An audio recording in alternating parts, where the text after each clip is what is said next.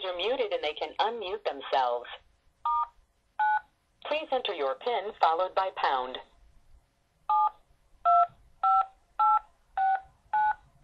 Please wait. This conference is being recorded.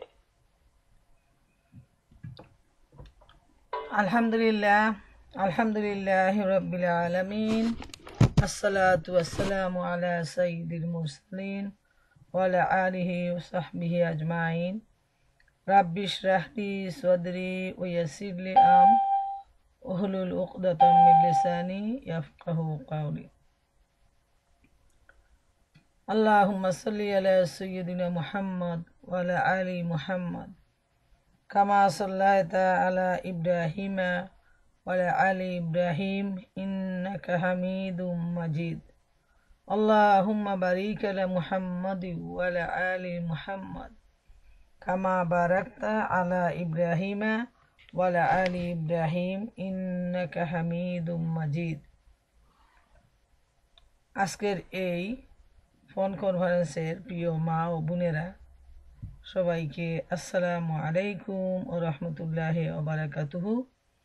আমরা আমাদের নিয়মিত প্রোগ্রাম শুরু করতে যাচ্ছি। আজকে আমাদের আলোচনার বিষয় হচ্ছে সিরাতুন নবী সাল্লাল্লাহু আলাইহি ইসলাম 23তম পর্ব। আমরা বিগত পর্বে বদর প্রান্তরে মহানবী সাল্লাল্লাহু আলাইহি ইসলাম এর দোয়া এ পর্যন্ত আমরা আলোচনায় এগিয়ে আসছিলাম। আজকে ইনশাআল্লাহ পরবর্তী থেকে কি হলো আমরা এ নিয়ে আলোচনা করার চেষ্টা করব। আল্লাহ সুবহানাহু ওয়া তাআলা আমাকে তৌফিক দিন।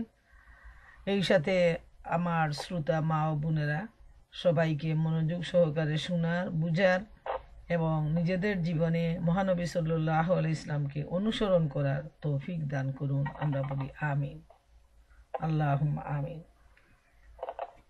বদরের প্রান্তরে সংগঠিত যে লড়াই হয়েছিল সেটা ছিল ইসলামের ইতিহাসে প্রথম জেহাদ, অত্যন্ত গুরুত্বপূর্ণ জেহাদ, সত্য এবং মিথ্যা সিদ্ধান্তকারী জেহাদ। সেই জেহাদে আমরা দীর্ঘ 22তম পর্ব আলোচনায় আমরা জেনে আসছি যে অত্যন্ত কঠিন অবস্থা, শত্রুদের জনশক্তি, তাদের দাপট, অন্যদিকে মহানবী সাল্লাল্লাহু আলাইহি ইসলাম তার সাহাবায়ে কেরামরা তারা ছিলেন খুবই সংখ্যায় অল্প, কিন্তু তাদের অন্তরে ছিল ইমানের মতো সম্পদ, মনোবল, শক্তি, সাহস, আল্লাহ তাআলার প্রতি অগাধ বিশ্বাস এবং মহানবী সাল্লাল্লাহু আলাইহি ইসলামকে সামনে নিয়ে তারা বীর বিক্রমে যুদ্ধ চালিয়ে গিয়েছিলেন।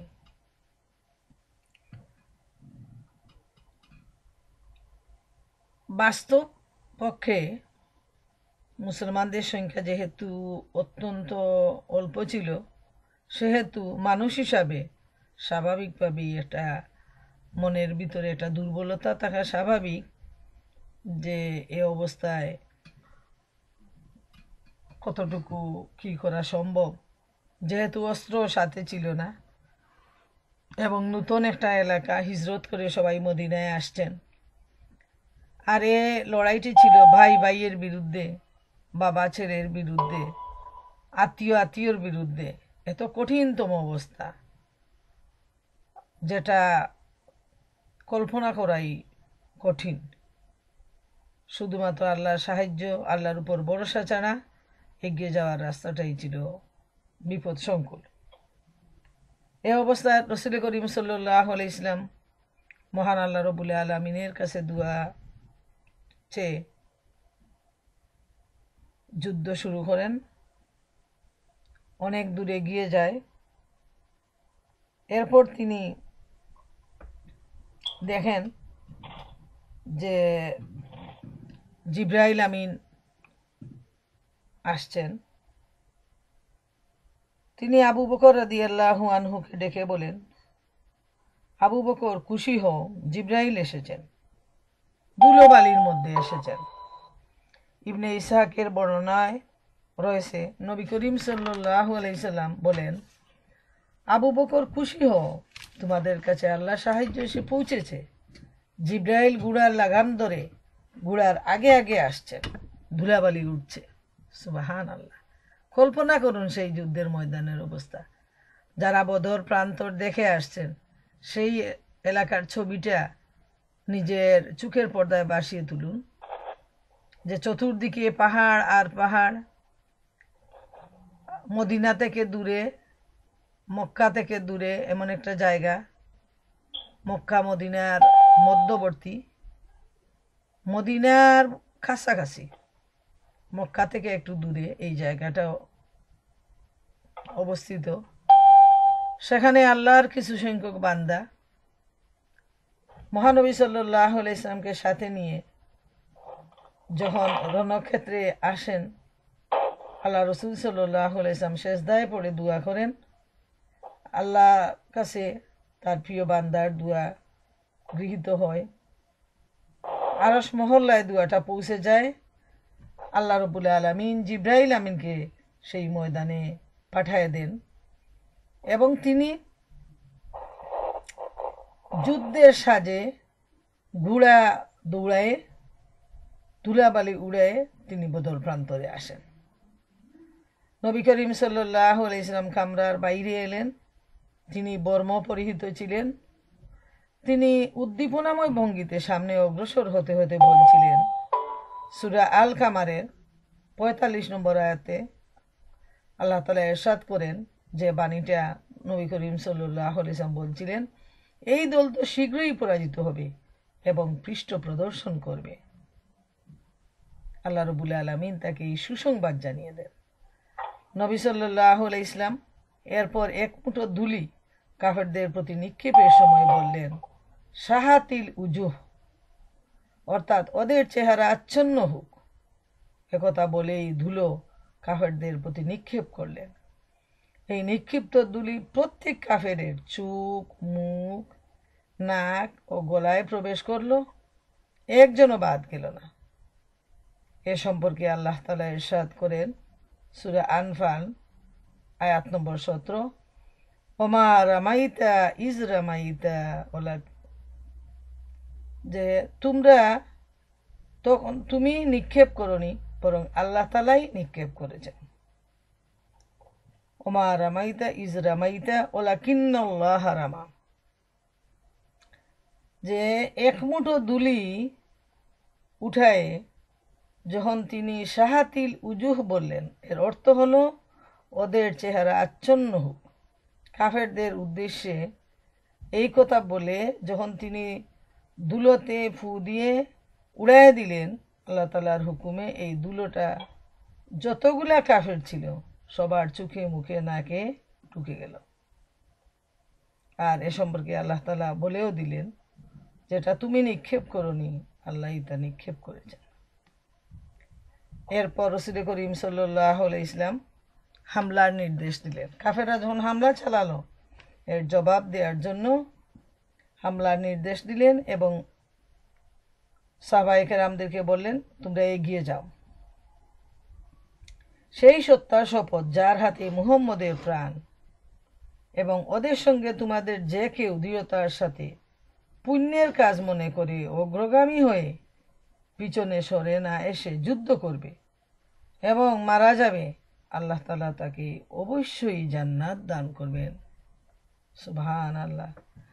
মহানবী সাল্লাল্লাহু আলাইহি সাল্লাম ঘোষণা দিলেন যে যারা আল্লাহর উপর ভরসা করে শত্রুর সম্মুখে এগিয়ে যাবে এবং পৃষ্ঠ প্রদর্শন করবে না, তারপর যারা শহীদ হয়ে যাবে যুদ্ধ করতে করতে, আল্লাহ রাব্বুল আলামিন তাদের জন্য জান্নাত ধার্য করে রেখেছে। সুবহানাল্লাহ, এত বড় সুসংবাদ। যেমন মহাগ্রন্থ আল কুরআনে আল্লাহ তাআলা ইরশাদ করেন, ইন্নাল্লাহা আশতারা মিনাল মুমিনিনা আনফুসাহুম ওয়া আমওয়ালাহুম বিআন্না লাহুমুল জান্নাহ ইউকাতিলুনা ফি সাবিলিল্লাহি ওয়া ইউকতুলুনা ওয়া ইউকতালুন। নিশ্চয়ই আল্লাহ মুমিনদের জান ও মালের বিনিময়ে তাদেরকে জান্নাতের বিনিময়ে, জান ও মালের বিনিময়ে তাদেরকে জান্নাত দিবেন। তারা আল্লাহর পথে লড়াই করে মারে ও মরে। সূরা তাওবা। এটা এই যে বাণী তার বাস্তব যে অবস্থাটা, বদরের প্রান্তরে সাহাবায়ে কেরামরা তাদের জান মাল সব কিছু আল্লাহর জন্য বিসর্জন দিয়ে তারা প্রমাণ করে গেলেন যে আল্লাহর বাণী সত্য, এবং আল্লাহর বাণীকে তারা বাস্তবে প্রমাণ করে সারা দুনিয়াবাসীর জন্য কিয়ামত পর্যন্ত উজ্জ্বল দৃষ্টান্ত রেখে গেলেন। আল্লাহর হুকুমে তারা শত্রুদেরকে কতল করলেন, আল্লাহর হুকুমে তারা নিজেদের জীবন বিলিয়ে দিলেন। এই হলো ঈমান, এই হলো ইসলাম, আর এই হলো মুমিন।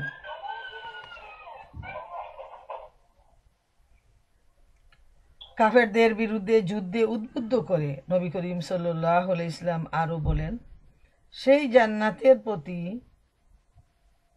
উঠো যে যার দিগন্ত বিস্তৃতি আকাশ ও মাটির সম পরিমাণ। সুবহানাল্লাহ। এই জান্নাতের বর্ণনা দিচ্ছেন নবী করিম সাল্লাল্লাহু আলাইহি সাল্লাম, যে জান্নাত ইমানদারকে দেয়া হবে, সেই জান্নাত হচ্ছে আকাশ ও জমিনের মতো বিস্তৃত। নবী করিম সাল্লাল্লাহু আলাইহি সাল্লামের কথা শুনে উমাইর ইবনে হাম্মাম বললেন, চমৎকার চমৎকার। নবী করিম সাল্লাল্লাহু আলাইহি সাল্লাম তাকে একথা বলার কারণ জিজ্ঞেস করলেন।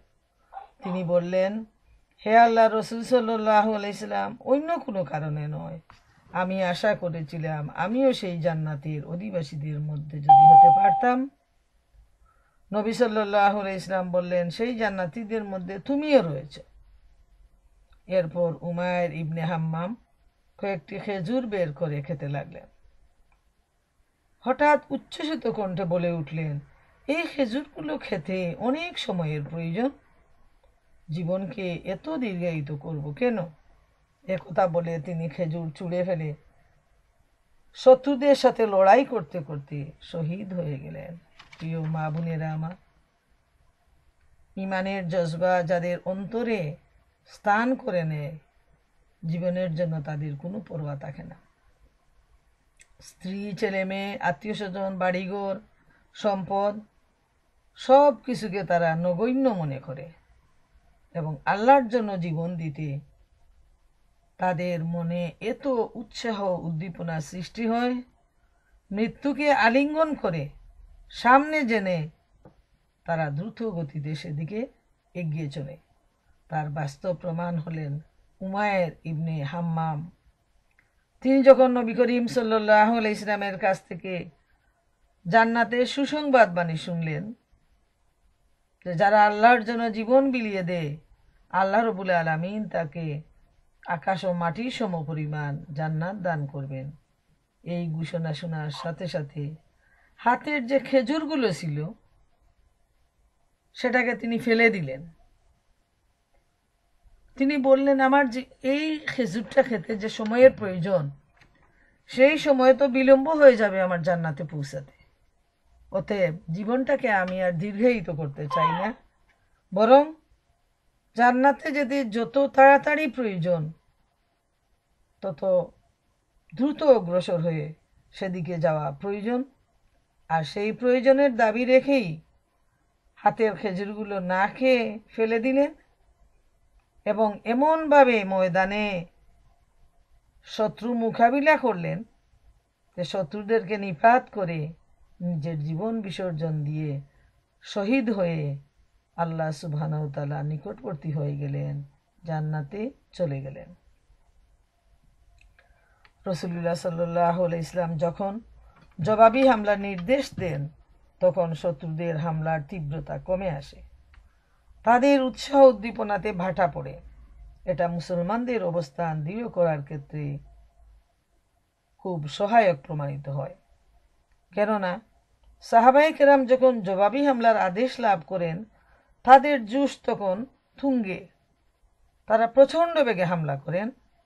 এ সময় তারা কাফেরদের কাতার এলোমেলো করে তাদের শিরচ্ছেদ করতে করতে এগিয়ে যান। রাসূল সাল্লাল্লাহু আলাইহি সাল্লাম নিজে বর্ম পরিধান করে রণক্ষেত্রে এসেছেন দেখে সাহাবায়েদের উদ্দীপনা আরও বেড়ে গেল। আল্লাহ রসুল সাল্লাল্লাহু আলাইহি ইসলাম বলছিলেন, শীঘ্রই এরা পরাজিত হবে এবং পৃষ্ঠ প্রদর্শন করে পলায়ন করবে। যেহেতু আল্লাহ তালার এই পানি তিনি যেন চোখে দেখতেছেন, যত বড় বাহিনী হোক আল্লাহ তালা জানিয়ে দিচ্ছেন যে এরা পলায়ন করবে। অতএব এ ব্যাপারে কোনো সন্দেহ নেই। নবী সাল্লাল্লাহু আলাইহি ইসলাম পরিষ্কার দেখতে পাচ্ছিলেন যে শত্রুদের সংখ্যা গরিষ্ঠতা কোনো অবস্থায় তাদেরকে বিজয়ের মালা পরাতে পারবে না। আল্লাহ তাআলা মুসলমানদেরকে সাহায্য করবেন। নবীর দুয়া আল্লাহর আরশে পৌঁছে গেছে। জিবরাইল আমিন মাঠে ময়দানে নিজেই উপস্থিত হয়ে বীর বিক্রমে লড়াই করতেছেন। এ অবস্থায় সাহাবাদের সাহস আরো বেড়ে গেল। আল্লাহ রসুল সাল্লাল্লাহু আলাইহি ইসলামকে সাথে পেয়ে তাদের মনের উৎসাহ উদ্দীপনা বৃদ্ধি পেল এবং তারা শত্রুদেরকে এমনভাবে শত্রুদের লাইনের ভিতরে ঢুকে তারা তাদেরকে শিরচ্ছেদ করতে থাকলেন, বিচ্ছিন্ন করতে থাকলেন তাদের মাথা থেকে শরীর, এবং প্রচুর উদ্দীপনা নিয়ে তারা সামনের দিকে এগিয়ে গেলেন। এ সময় ফেরেশতারা তাদেরকে সাহায্য করতে থাকেন। ইবনে সাদ রাদিয়াল্লাহু তাআলা আনহুর বর্ণনায় হযরত ইকরামা থেকে বর্ণিত, সেদিন মানুষের মাথা কর্তৃত হয়ে পড়ছিল, অথচ বোঝা যাচ্ছিল না কে তাকে মেরেছে। মানুষের কর্তৃত্ব হাত দেহ থেকে বিচ্ছিন্ন হয়ে পড়ে থাকতে দেখা যেত, অথচ কে তাকে কেটেছে তা বোঝা যেত না। মনে রাখা প্রয়োজন, শত্রুরা কিন্তু মুসলমানদেরকে সংখ্যাগরিষ্ঠ হিসাবে তারা দেখতে পেয়েছিল এবং তারা ফেরেশতাদের উপস্থিতিও তারা লক্ষ্য করেছিল, কিন্তু কে বা কারা ওটা তারা উপলব্ধি করতে পারেনি। যে এই বিশাল জনবাহিনী, এত বড় উট, এত বড় পাগড়িওয়ালা দাড়িওয়ালা মানুষ, এরা কারা, কোত্থেকে এসেছে, এদেরকে তো চেনা যাচ্ছে না। এই যে কৌতূহল আর ভয়, এটা ছিল শত্রুদের, কাফেরদের। অন্যদিকে মুসলমানরা কিন্তু ওটা দেখেন নাই। উনারা শুধু দেখতেছেন শত্রুদের শির কেটে ফেলা হচ্ছে, হাত বিচ্ছিন্ন হচ্ছে, মাথা বিচ্ছিন্ন হয়ে যাচ্ছে, কিন্তু খেয়ে বা খাদের আঘাতে এভাবে শত্রুরা নির্মূল হয়ে যাচ্ছে সেটা কিন্তু মুসলমানরা বুঝতে পারেনি তখনকার সময়ে। হযরত আব্দুল্লাহ ইবনে আব্বাস রাদিয়াল্লাহু তাআলা আনহু বলেন, একজন আনসারী মুসলমান একজন মুশরিককে দৌড়াচ্ছিলেন। হঠাৎ সেই মুশরিকের উপর চাবুকের আঘাতের শব্দ শোনা গেল।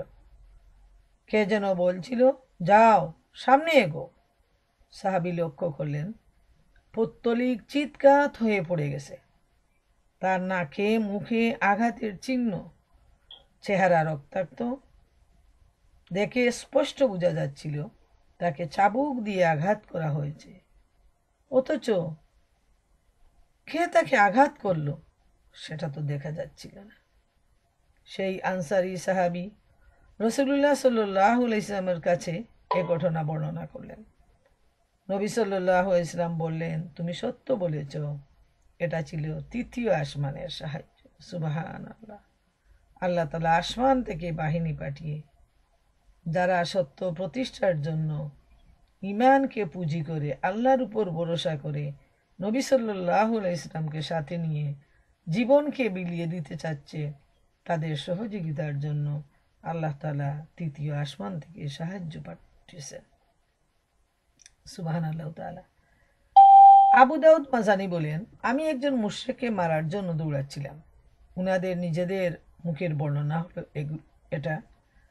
তার গলায় আমার তলোয়ার পৌঁছার আগেই কর্তৃত মস্তক মাটিতে গড়িয়ে পড়ল। আমি বুঝতে পারলাম যে এই কাফেরকে অন্য কেউ হত্যা করেছে, সাংঘাতিক একটা ব্যাপার, অলৌকিক, যাকে মুজেজা বলা হয়।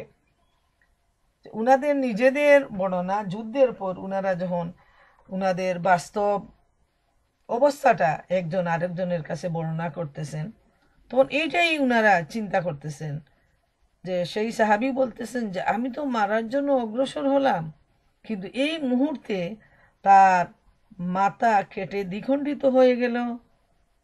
আমি তাকে মারার আগেই এই ঘটনা ঘটে গেল, কিন্তু কে তাকে মারলো সেটা আমি বুঝতে পারলাম না। একজন আনসারি হযরত আব্বাস ইবনে আব্দুল মুত্তালিবকে গ্রেফতার করে নিয়ে গেলেন। হযরত আব্বাস তখনও ইসলাম গ্রহণ করেননি। তিনি বললেন, আল্লাহর শপথ, আমাকে তো এই লোকটি কয়েদ করে নিয়ে আসেনি, আমাকে মুন্ডিত মস্তকের একজন লোক কয়েদ করে নিয়ে এসেছে। সুদর্শন সেই লোকটি একটি চিত্রল গুড়ার পিঠে আসীন ছিল। এখন তো সেই লোকটিকে এইসব লোকের মধ্যে দেখা যাচ্ছে না। আনসারি বললেন, হে আল্লাহর রসুল, তাকে তো আমি গ্রেফতার করেছি। রাসূলুল্লাহ সাল্লাল্লাহু আলাইহি ওয়াসাল্লাম বললেন, চুপ করো, আল্লাহ তাআলা একজন সম্মানিত ফেরেশতা দিয়ে তোমাদের সাহায্য করেছে। প্রিয় মা বোনেরা আমার, আমাদের সামনে যদি এই ঘটনাগুলো তুলে ধরি, কিভাবে আল্লাহ রব্বুল আলামিন তার ফেরেশতা পাঠিয়ে সেই বদরের প্রান্তরে অল্প সংখ্যক মুসলমানদেরকে তিনি সাহায্য করে বিজয় দান করেছিলেন এত বিরাট একটা বাহিনীর বিরুদ্ধে, সেটা শুধু আল্লাহ রসুল সাল্লাল্লাহু আলাইহি ইসলামের দুয়ার ফল এবং সাহাবায়ে কেরামদের আন্তরিক নিষ্ঠা, ইমানের মজবুতি এবং আল্লাহর প্রতি দৃঢ় বিশ্বাস, সেটাই ছিল তাদের আসল পুঁজি। উনারা যখন যুদ্ধের পর উনারা যখন একে অন্যের সাথে এই ঘটনা নিয়ে আলাপ করেছিলেন, তখন এটা ইতিহাস হয়ে আমাদের সামনে আসছে।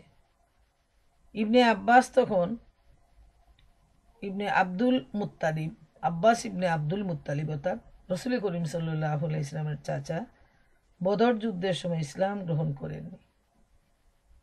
তাকে একজন আনসারি গ্রেফতার করে নিয়ে আসলেন, কিন্তু আব্বাস রাদিয়াল্লাহু তাআলা আনহু বলছেন যে না, আমাকে তো মাথা মুড়ানো একজন লোক কয়েদ করে নিয়ে আসছে, এবং তিনি ছিলেন খুবই সুন্দর, আর একটা চিত্রল গুড়ার পিঠে তিনি আসীন ছিলেন।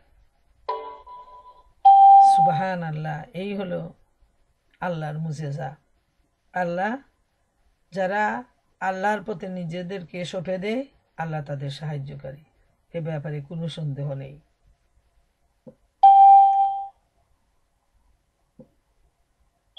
ইবলিস কিন্তু ওইখানে আসছিল। অভিশপ্ত ইবলিস সুরাকা ইবনে মালেক ইবনে জামাস মুদলিজির আকৃতি ধারণ করে এসেছিল। আমাদেরকে আরেকটি বিষয় চিন্তা করতে হবে যে এই ধরনের পরিস্থিতিতে শয়তান কিভাবে যারা আল্লাহ দ্রোহী, যারা ইসলামের বিরুদ্ধে কাজ করে, শয়তান তাদের সাথে এসে একাকার হয়ে যায়, তাদের সাথে মিশে যায়, তাদেরকে পরামর্শ দেয় এবং সাহায্য করার প্রতিশ্রুতি দেয়। ইবলিস কিন্তু তাদের ভিতরে আরেকজন মানুষের রূপ ধারণ করে এসেছিল তাদেরকে সাহায্য করার জন্য। মুশরিকদের কাছ থেকে সে তখনও পৃথক হয়নি, কিন্তু পৌত্তলিকদের বিরুদ্ধে ফেরেশতাদের ব্যবস্থা গ্রহণ দেখে সে ছুটে পালাতে লাগলো। কিন্তু হারেস ইবনে হিশাম তাকে ধরে ফেললেন। তিনি ভেবেছিলেন লোকটি প্রকৃতই সুরাকা ইবনে মালেক। যেহেতু আমরা জানি শয়তান কিন্তু মানুষের রূপ ধারণ করতে পারে, যে কোনো রূপ ধারণ করতে পারে, আল্লাহ তাআলা তাদেরকে এই সুযোগটা দিয়েছেন। যখন তখন যে কোনো রূপে, যে কোনো প্রাণী, মানুষ, যে কোনো রূপ ধারণ করার শক্তি তাকে দিয়েছেন। সে একজন মানুষের রূপ ধারণ করেছিল, সুরাকা ইবনে মালেক উনার রূপ ধারণ করেছিল। সে পালিয়ে গেল যখন দেখে যে মুসলমানদের এই অগ্রগতি, কাফেরদের দুরবস্থা, ফেরেশতাদের অবস্থান সব দেখে সে বুঝতে পারল নিজের আর উপায় নেই, রেহাই নেই। তখন সে পালিয়ে গেল। আর এই মুহূর্তে, পালিয়ে যাওয়ার মুহূর্তে হারেস ইবনে হিশাম তাকে ধরে ফেললেন। তিনি ভাবলেন যে এই লোকটি তো, এটা তো হলো সুরাকা ইবনে মালিক। কিন্তু ইবলিস হযরত হারেসের বুকে প্রচণ্ড ঘুষি মারল। তিনি মাটিতে পড়ে গেলেন। আর এ সময় সে পালিয়ে গেল। মুশরিকরা বলতে লাগলো, সুরাকা কোথায় যাচ্ছ? তুমি কি বলো নাই যে আমাদের সাহায্য করবে, আমাদের কাছ থেকে দূরে থাকবে না? সুরাকা বলল, আমি এমন কিছু দেখতে পাচ্ছি যা তোমরা দেখতে পাও না। আল্লাহকে আমার ভয় হচ্ছে, তিনি কঠোর শাস্তিদাতা। এরপর ইবলিস সমুদ্রে গিয়ে আত্মগোপন করল। প্রিয় মা বোনেরা আমার, শয়তান কিভাবে মানুষ শয়তানদের সহযোগিতা করে, কিন্তু যারা শয়তানকে বন্ধু বানায়, কাজের সময় ঠিকই শয়তান তাদেরকে ধোঁকা দেয়। শয়তানের কাজই হলো মানুষকে ধোঁকা দেয়া, বিপদগামী করা, জাহান্নামের পথে নিয়ে যাওয়া। এখানে আমরা দেখতে পাই বিভিন্ন সময় সুযোগে ইবলিস এসে কিভাবে দলের ভিতরে ঢুকে পড়ে। আগেও আমরা আলোচনা করেছি, একটা বিশেষ বৈঠকে কাফেরদের সাথে মিলিত হয়ে সেই পরামর্শ দিয়েছিল আল্লাহ রসুল সাল্লাল্লাহু আলাইহি ইসলামকে হত্যা করার জন্য। আর এই বদরের প্রান্তেরও সে একজন মানুষের রূপ ধারণ করে কাফেরদেরকে সাহায্য করার প্রতিশ্রুতি দিয়েছিল। কিন্তু যখন সে অবস্থা বেগতিক দেখল, তখন সে পালিয়ে গেল এবং একথাটাই সে শেষ পর্যন্ত বলে গেল যে আল্লাহ হচ্ছেন কঠোর শাস্তিদাতা, এবং যুদ্ধের ময়দান থেকে সে সাগরে গিয়ে আত্মগোপন করলো, দূরে, অনেক দূরে। কিছুক্ষণের মধ্যেই অমুসলিমদের বাহিনীতে ব্যর্থতা ও হতাশার সুস্পষ্ট লক্ষণ ফুটে উঠল।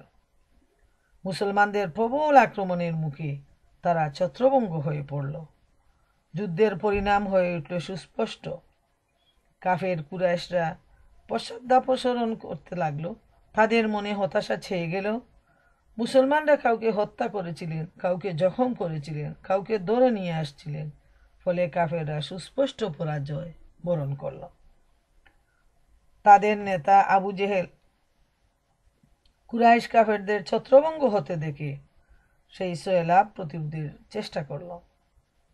নিজের অনুসারীদেরকে উদ্দীপনা দেওয়ার জন্য চিৎকার করে সে বলতে লাগলো, সুরাকার পলায়নে তোমরা সাহস হারিও না। মুহাম্মদের সাথে সুরাকার যুগসাজশ হয়েছিল। উতবা, সায়েবা, অলিদ নিহত হয়েছে দেখে তোমরা হিম্মত হারিও না। ওরা তাড়াহুড়া করেছে। উতবা, সায়েবা, অলিদ, আবু জেহেল এরা ছিল কিন্তু ইসলামের সবচেয়ে বড় দুশমন এবং কুরাইশদের নেতা, কাফেরদের নেতা। নেতাদের মধ্যে বড় 3 নেতা ইতিমধ্যে জাহান্নামে চলে গেছে। তাই বাকি সঙ্গীদের সাহস ফিরিয়ে আনার জন্য আবু জেহেল ছিল অবশিষ্ট। সে লাত ও উজ্জা শপথ করে বলতেছে, ততক্ষণ আমরা ফিরে যাব না যতক্ষণ না ওদের দড়ি দিয়ে বেঁধে ফেলব।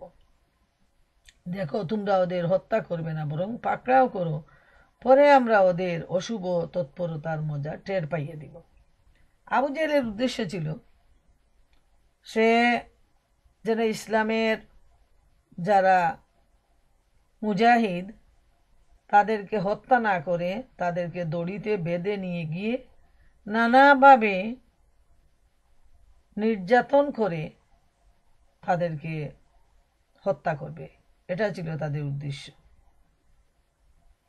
যাতে এই দৃষ্টান্ত স্থাপনের মাধ্যমে আর কোনো ব্যক্তি কাফেরদের মধ্য থেকে ইমানের পথে অগ্রসর না হয়। তার সেই আকাঙ্ক্ষা বদরের প্রান্তরেই নিমেষে উড়ে গেল। আবু জেহেল তার এই অহংকারের মজা খুব শীঘ্রই টের পেয়ে গেল। যেহেতু এই বদরের প্রান্তরে যে যুদ্ধ সংগঠিত হয়েছিল তার পিছনে সবচেয়ে বড় ইন্ধন ছিল আবু জেহেলের। সবাই যখন ফিরে যাওয়ার জন্য উদগ্রীব হয়েছিল, একাই আবু জেহেল দাঁড়িয়েছিল ময়দানে, এবং সেই এই বদরের যুদ্ধের জন্য সবচেয়ে বেশি দায়ী ছিল। এই অবস্থায় যখন যুদ্ধ পরাজিত, তাদের অবস্থা নিবু নিবু, চতুর্দিকে শত্রুরা মাথা বিচ্ছিন্ন মাথা চতুর্দিকে পড়ে আছে, রক্তের সয়লাভ বয়ে গেছে। কাফেরদের মনের ভিতরে দুর্বলতা, তারা ছত্রভঙ্গ হয়ে গেছে। এই অবস্থায়ও আবু জেহেল তাদেরকে উৎসাহ উদ্দীপনা দিয়ে সামনে অগ্রসর করার জন্য অনেক চেষ্টা করল, কিন্তু তার চেষ্টা বিফল হয়ে গেল। আবু জেহেলের চারদিকে ছিল তীর আর তলোয়ারের পাহারা। চিন্তা করে দেখেন, মুসলমানদের নেতা, উনাদের মনে থাকে সাহস, উদ্দীপনা, উৎসাহ, আল্লাহর ভয়, আল্লাহর প্রতি ভরসা, উনাদেরকে পাহারা দেওয়ার প্রয়োজন হয় না। কিন্তু তাদের মনে থাকে দুর্বলতা, আর মুখে থাকে বড় বড় বুলি। তাই আবু জেহেলের চতুর্দিকে সে প্রচণ্ড পাহারায় পরিবেষ্টিত ছিল। মুসলিম মুজাহিদদের প্রচণ্ড হামলায় সেই পাহারা শেষ পর্যন্ত ছিন্ন ভিন্ন হয়ে গেল। মুসলমানরা লক্ষ্য করলেন আবু জেহেল একটি ঘোড়ার পিঠে রয়েছে, তার মৃত্যু তখন এগিয়ে আসছে। হযরত আব্দুর রহমান ইবনে আওফ রাদিয়াল্লাহু তাআলা আনহু বলেন, বদর যুদ্ধের দিনে আমি মুসলমানদের কাতারের মধ্যে ছিলাম। যখন যুদ্ধের জন্য কাতারবদ্ধ করে দেয়া হয়, সারি সারি, এ ধরনের একটা সারির মধ্যে তিনি ছিলেন। তো উনার নিজের মুখের বর্ণনা যে হঠাৎ লক্ষ্য করে দেখি ডানে বাঁয়ে দুজন আনসার কিশোর, তাদের উপস্থিতি সম্পর্কে আমি চিন্তা করছিলাম। আর চিন্তাটা ছিল যে অন্য বর্ণনায় আসছে, উনি বলছেন যে এই কঠিন অবস্থায় আমার ডানে বামে দুইজন অল্প বয়সী বাচ্চা কিশোর, ওরা না হয়ে যদি আমার ডানে বামে দুজন শক্তিশালী মুজাহিদ থাকতেন তাহলে কতই না ভালো ছিল। উনার মনের কথাটা ছিল এটাই। কিন্তু উনি যখন এই বিষয়টা চিন্তা করলেন, সাথে সাথে সেই দুইটা বালক উনাকে ডেকে বলল, চাচা যান, আবু জেহেল কে তা আমাকে দেখিয়ে দে। ডান থেকে একজন বলতেছে, বাম থেকে একজন বলতেছে, কে সেই আবু জেহেল? আমি বললাম, বাতিজা তুমি তার কি করবে? সে বলল, আমি শুনেছি আবু জেহেল প্রিয় নবী সাল্লাল্লাহু আলাইহি ইসলামকে গালি দেয়, তাকে নির্যাতন করে, ইসলামের দুশমনি করে।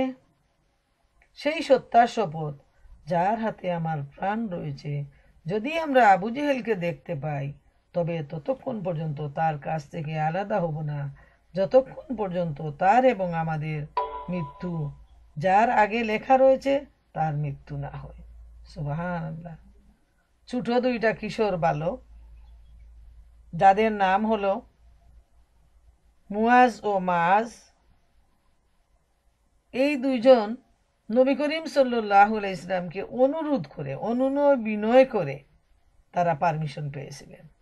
তাদের তখনও যুদ্ধে যাওয়ার মতো বয়স হয়নি, কিন্তু সবার সাথে যুদ্ধে শরিক হওয়ার জন্য তাদের উদ্দীপনা, তাদের আগ্রহ এত বেশি ছিল যে দুই ভাই তারা পরস্পর প্রতিযোগিতা করে নবীজির কাছে স্পেশাল পারমিশন নিয়ে তারা যুদ্ধের ময়দানে নেমে আসেন। এবং তাদের দুজনের অন্তরেই ছিল কে সেই আবু জেহেল, যে ইসলামের প্রতি যার এত শত্রুতা, যে আমাদের নবীকে এত কষ্ট দেয়, আমরা তাকে দেখে ছাড়ব। এই মন মানসিকতা নিয়ে হযরত আব্দুর রহমানের কাছে তারা আবু জেহেলের পরিচয় জানতে চাইলেন। আব্দুর রহমান রাদিয়াল্লাহু তাআলা আনহু বলেন, একথা শুনে আমি অবাক হলাম। অন্য একজন আনসার কিশোরও আমাকে চুপিসারে একই কথা বলল। মানে দুই ভাইয়ের মধ্যে ছিল প্রতিযোগিতা, কে মারবে, কে আগে লড়বে। এক ভাই চুপে চুপে একথাটা বলল, আবার অন্য ভাইও চুপি চুপি একথাটা বলল। কয়েক মুহূর্ত পরে আমি আবু জেহেলকে লোকদের মধ্যে বিচরণ করতে দেখছিলাম। আমি উভয় আনসার কিশোরকে বললাম, ওই দেখো তোমাদের শিকার, যার সম্পর্কে তোমরা আমাকে জিজ্ঞাসা করেছ। একথা শোনা মাত্র উভয় আনসার কিশোর আবু জেহেলের উপর ঝাঁপিয়ে পড়ে তাকে হত্যা করে ফেলে। এরপর উভয়ে নবী করিম সাল্লাল্লাহু আলাইহি ইসলামের কাছে এলো। নবী সাল্লাল্লাহু আলাইহি ইসলাম জিজ্ঞেস করলেন, তোমাদের মধ্যে কে আবু জেহেলকে হত্যা করেছ? উভয়ে বলল, আমি করেছি, আমি করেছি। নবী সাল্লাল্লাহু আলাইহি ইসলাম বললেন, তোমরা কি তলোয়ারের রক্ত মুছেছ? তারা বলল, না, মুছিনি। নবী সাল্লাল্লাহু আলাইহি ইসলাম উভয়ের তলোয়ার দেখে বললেন, তোমরা দুজনেই হত্যা করেছ।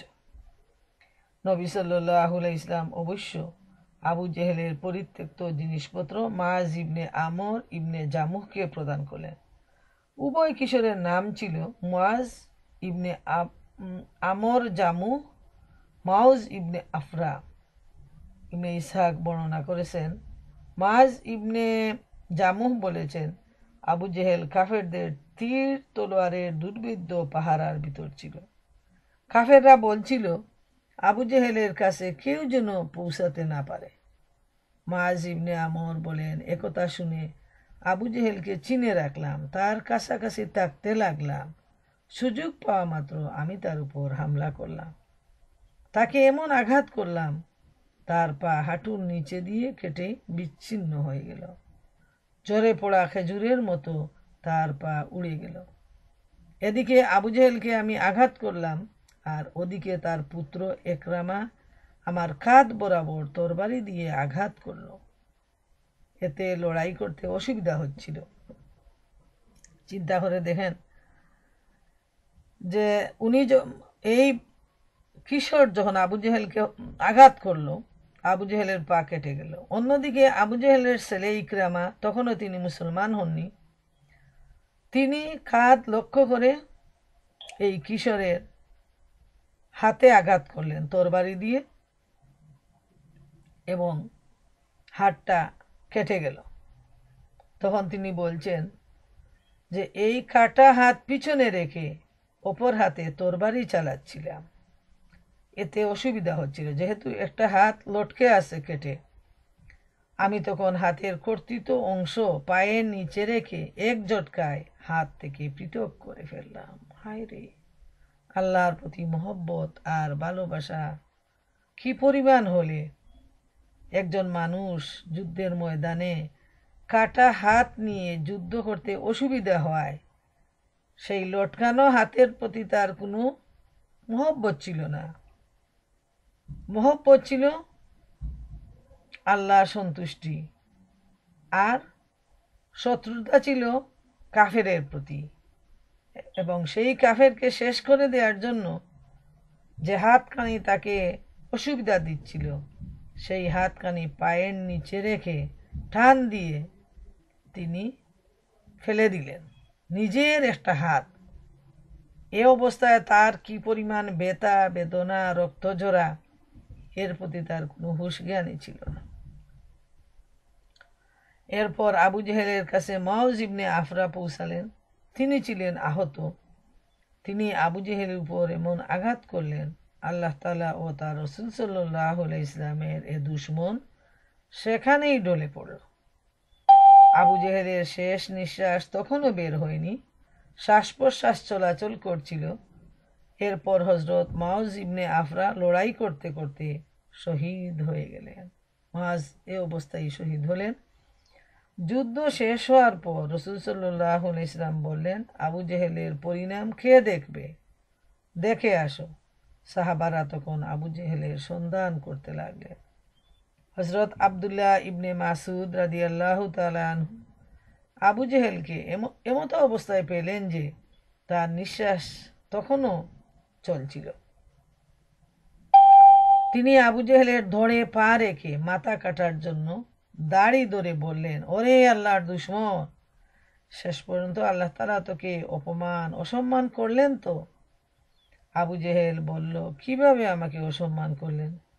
তোমরা যাকে হত্যা করেছ তার চেয়ে বড় উচ্চ মর্যাদা সম্পন্ন কোনো মানুষ আছে নাকি? তার চেয়ে বড় আর কে?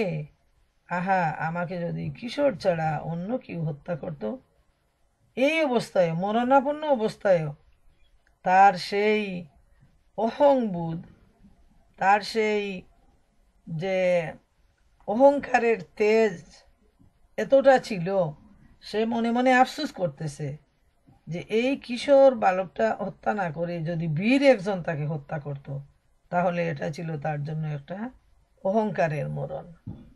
কিন্তু এটা ছিল তার কাছে সবচেয়ে কষ্টের ব্যাপার যে একটা ছোট বাচ্চা, একটা কিশোর, তার মতো বীর মর্যাদা সম্পন্ন একজন মানুষকে হত্যা করেছে। মরণের সময়ও তার সেই অহংবোধ ছিল এবং সেটা সে প্রকাশ করলো। এরপর সে বলতে লাগলো, বলো তো আজ জয়ী হয়েছে কারা? হযরত আব্দুল্লাহ ইবনে মাসুদ রাদিয়াল্লাহু তাআলা আনহু বললেন, আল্লাহ তাআলা ও তার রাসূল। আব্দুল্লাহ ইবনে মাসুদ আবু জেহেলের কাঁধে পা চাপা দিয়ে রেখেছিলেন। আবু জেহেল তাকে বলল, ওরে বকরির রেখাল, তুই অনেক উঁচু জায়গায় পৌঁছে গেছিস। উল্লেখ করা যেতে পারে যে হযরত আব্দুল্লাহ ইবনে মাসুদ রাদিয়াল্লাহু তাআলা আনহু মক্কায় বকরি চড়াতেন। আবু জেহেল এই শেষ সময়েও তাকে তুচ্ছ বাচ্চ করে কথা বলল এবং এভাবে সে নিজের যে আত্ম অহংকার তার প্রকাশ করতে চাইল। হযরত আব্দুল্লাহ ইবনে মাসুদ রাদিয়াল্লাহু তাআলা আনহু আবু জেহেলের মাথা কেটে রাসূলুল্লাহ সাল্লাল্লাহু আলাইহি ওয়াসাল্লামের সামনে হাজির করে বললেন, হে আল্লাহ রসুল, এই হচ্ছে আল্লাহর দুশমন আবু জেহেলের মাথা। নবী সাল্লাল্লাহু আলাইহি ওয়াসাল্লাম বলেন, হ্যাঁ সত্যই, সেই আল্লাহর শপথ যিনি ব্যতীত কোনো মাবুদ নেই। হ্যাঁ সত্য, তিনি ব্যতীত কোনো মাবুদ নেই। হ্যাঁ সত্য, তিনি ব্যতীত কোনো মাবুদ নেই। এরপর নবী সাল্লাল্লাহু আলাইহি ওয়াসাল্লাম বলেন, আল্লাহ তাআলা সুমহান, সকল প্রশংসা তার জন্য নিবেদিত। তিনি নিজের প্রতিশ্রুতি সত্য করে দেখিয়েছেন, নিজের বান্দাদের সাহায্য করেছেন এবং একাকী সকল দলকে পরাজিত করেছেন। নবী সাল্লাল্লাহু আলাইহি ওয়াসাল্লাম এরপর বললেন, চলো আমাকে তার লাশ দেখাও। আমরা নবী সাল্লাল্লাহু আলাইহি ওয়াসাল্লামকে আবু জেহেলের লাশের কাছে নিয়ে গেলাম। তিনি বললেন, এ হচ্ছে এই উম্মতের ফেরাউন। মিশরের এক ফেরাউন ছিল, আর আবু জেহেল ছিল সেই নবী করিম সাল্লাল্লাহু আলাইহি ইসলামের জবানার এই সময়কার সে ছিল আরেক ফেরাউন। তার সব সময় কুবুদ্ধি ছিল ইসলামের বিরুদ্ধে, কিভাবে ইসলামকে শেষ করে দেওয়া যায়। এবং তার মৃত্যুটা আমরা দেখতে পাই যে কি কঠিন মর্মান্তিক মৃত্যুটা তার হয়ে গেল। এত অহংকারী মানুষ, কাফেরদের নেতা, কুরাইশদের নেতা, এবং সে রণক্ষেত্রে অনেক ঘোড়া নিয়ে হাজির, অনেক উট নিয়ে হাজির হয়েছিল, সাথে ছিল দাসীবাদী এবং নাচুনে দল।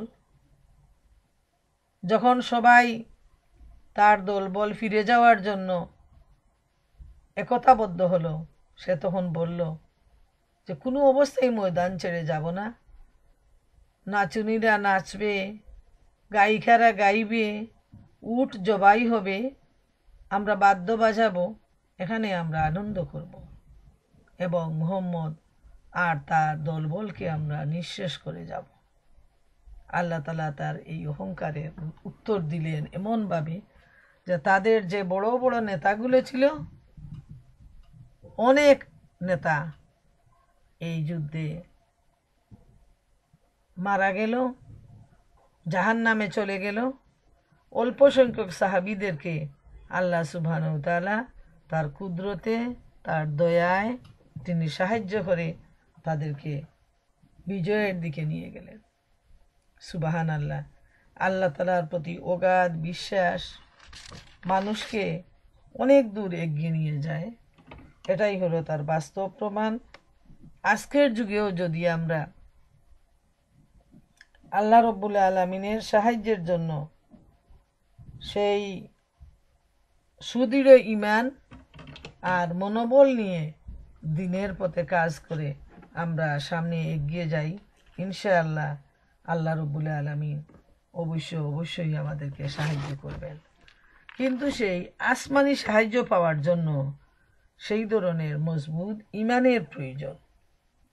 প্রিয় মা বোনেরা আমার, মনে রাখবেন, আল্লাহ আছেন, থাকবেন, তিনি চিরঞ্জীব, চিরস্থায়ী। যে আল্লাহ তাআলা বদরের ময়দানে নবী করিম সাল্লাল্লাহু আলাইহি ইসলাম এবং তার সাহাবায়ে কেরামদেরকে সাহায্য দিয়েছিলেন, সেই আল্লাহ তাআলা এখনো আছেন, সেই আল্লাহর জমিন এখনো আছে, বদরের প্রান্তর এখনো তার সাক্ষী হয়ে রয়েছে। যেখানে প্রচণ্ড লড়াই হয়েছে, যেখানে সাহাবায়ে কেরামরা ঘুমিয়ে আছেন জান্নাতের সুশীতল ছায়াতলে, যেখানে কাফিররা জাহান্নামের কষ্টদায়ক অবস্থায় একটা গর্তে শুয়ে আছে, সব সাক্ষী হয়ে কিয়ামত পর্যন্ত মানুষের জন্য রয়েছে। এখান থেকে আমাদেরকে উজ্জ্বল দৃষ্টান্ত নিতে হবে, এখান থেকে আমাদেরকে সঠিক শিক্ষা নিতে হবে। আজকেও যদি আমরা আমাদের ব্যক্তিগত জীবনে, পারিবারিক জীবনে, রাষ্ট্রীয় জীবনে যে কোনো বিপদ মুসিবত, যে কোনো পরীক্ষায় আল্লাহর উপর ভরসা করে আল্লাহর কাছে দোয়া চেয়ে ন্যায়কে প্রতিষ্ঠার জন্য সামনে এগিয়ে যাই, ইনশাআল্লাহ তাআলা আল্লাহ তাআলা আমাদেরকে সাহায্য করবেন, এতে বিন্দুমাত্র কোনো সন্দেহ নেই। আমরা যদি আমাদের প্রতিদিনের জীবন পর্যালোচনা করি তাহলে আমরা দেখতে পাব যে আল্লাহ তাআলার সাহায্য নিয়েই আমরা বেঁচে আছি। আমাদের প্রতিটা শ্বাস প্রশ্বাস আল্লাহর সাহায্যের মাধ্যমেই আমরা নিতেছি আর ফেলতেছি। প্রতিটা পদক্ষেপ, প্রতিটা কথা বলা, সব কিছুই আল্লাহর দয়া এবং রহমতের দ্বারা সংগঠিত হচ্ছে। তাই প্রিয় বোনেরা আমার, রসুল করিম সাল্লাল্লাহু আলাইহি ইসলামের জীবন চরিত জানা আমাদের জন্য অবশ্য কর্তব্য। আল্লাহ রসুল সাল্লাল্লাহু আলাইহি ইসলামকে না জানলে নবীর প্রতি যে মহব্বত, ভালোবাসা এবং আল্লাহর সাথে যে সম্পর্ক গড়ে তোলা, সেটা কখনই সম্ভব হবে না। প্রতিটি মানুষ যখন এই দুনিয়া থেকে বিদায় নেয়, তাকে যখন ফিনারেল করা হয়, দাফন করা হয়, তখন তাকে কবরে দিয়ে যখন শেষ মাটিগুলো তার উপরে দেয়া হয়, সেই লোকটাকে কবরে দেওয়ার সাথে সাথে বলা হয় বিসমিল্লাহে মিল্লাতে রসুলুল্লাহ সাল্লাল্লাহু আলাইহি সাল্লাম। আল্লাহ তাআলার নাম নিয়ে রসুল করিম সাল্লাল্লাহু আলাইহি ইসলামের মিল্লাতে তোমাকে রেখে গেলাম। প্রিয় বোনেরা আমার, যে বা যারা সারাটা জীবন আল্লাহ রসুলের জীবন পড়েনি, হাদিস পড়েনি, কোরআন থেকে কোনো শিক্ষা গ্রহণ করেনি, সেই মানুষটাকে, যার কোনো ভালোবাসাই ছিল না আল্লাহ রসুলের জন্য, কোনো মহব্বত, কোনো শ্রদ্ধা, সে আল্লাহ রসুলকে চিনে যায়নি, তাকে কিভাবে আল্লাহ রসুল সাল্লাল্লাহু আলাইহি ইসলাম তার দলভুক্ত করবেন? তিনিও তাকে চিনবেন না, এটাই বাস্তব। আর যে সারাটা জীবন আল্লাহ রসুলকে জানার জন্য, চেনার জন্য, আল্লাহ রসুলের মহব্বত ভালোবাসায় প্রতিটা কাজে কর্মে, উঠা বসা, খাওয়া দাওয়া, চলাফেরা, পোশাক পরিধান করা, সবগুলা এসে আল্লাহ রসুলকে অনুসরণ করেছে, অনুকরণ করেছে, সেই হবে আল্লাহ রসুল সাল্লাল্লাহু আলাইহি ইসলামের দলভুক্ত, তিনিই তাকে চিনবেন। আর এ ধরনের সমস্ত মানুষকে চিনে নিয়ে তারা আল্লাহ রসুল সাল্লাল্লাহু আলাইহি ইসলামের পতাকা তোলে, কিয়ামতের ময়দানে এরা সবাই আশ্রয় পাবে। আল্লাহ রসুলের নেতৃত্বে এরা সবাই জান্নাতের দিকে এগিয়ে যাবে। আর যারা আল্লাহ রসুলকে চিনবে না, রসুলকে অনুসরণ করবে না, রসুলের সিরাত জানবে না, তারা শয়তানের অনুসারী হবে। হাসরের ময়দানে শয়তানের পতাকা তোলে, শয়তানের অনুসারী হয়ে তারা জাহান্নামের দিকে এগিয়ে যাবে। আল্লাহ সুবহানাহু তাআলার কাছে আমাদের প্রাণপণ দোয়া, তিনি যেন আমাদেরকে আল্লাহ রসুলের অনুসারী বানান।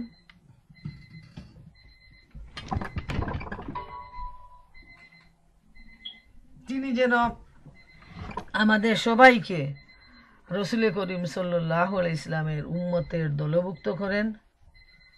আমরা যেন আজীবন কুরআন এবং সুন্নাহর মাধ্যমে নিজেদের জীবন গড়ে তুলতে পারি। আল্লাহ সুবহানাহু ওয়া তাআলা আমাদের সবাইকে সেই তৌফিক দান করুন।